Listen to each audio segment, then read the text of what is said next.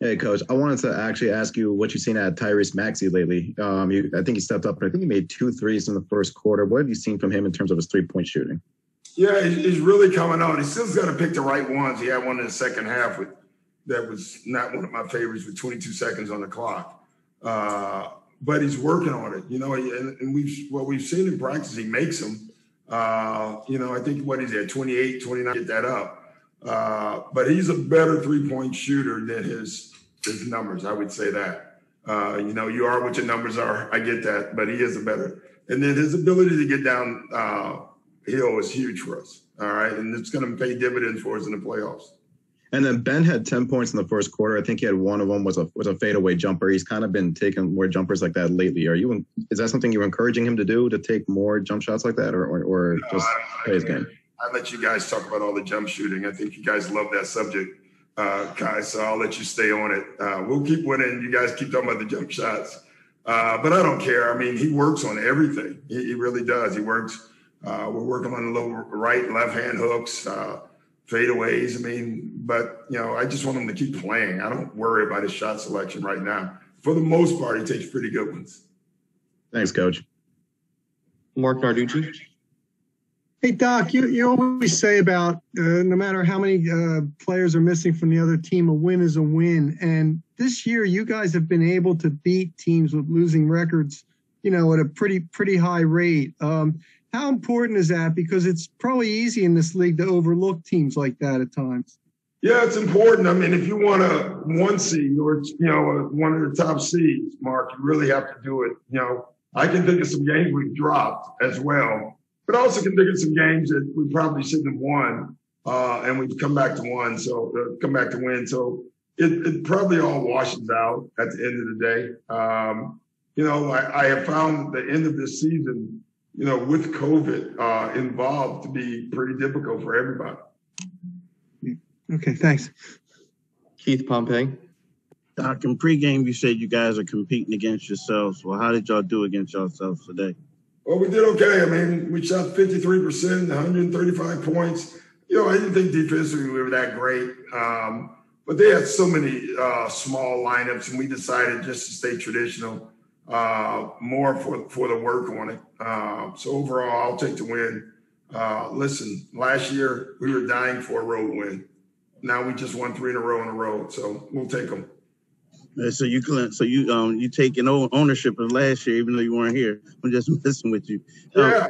I mean, I'm part of the team now, so that was one of the things we talked about is we have to win on the road, and so we're doing it. We got to keep doing it then. Now talk about Joel's performance and specifically the third quarter. I believe he scored 17 of his 35 points, 34 points in the third. Yeah, I mean, we clearly had a matchup, right? And so, early on, they tried to trap. We kept getting threes. They came in the third quarter and didn't trap. And so we went to Joel. I mean, I asked one of our guys, I said, this is not rocket science. We have a matchup against our best player. Let's use it. And I thought our guys did a good job of it.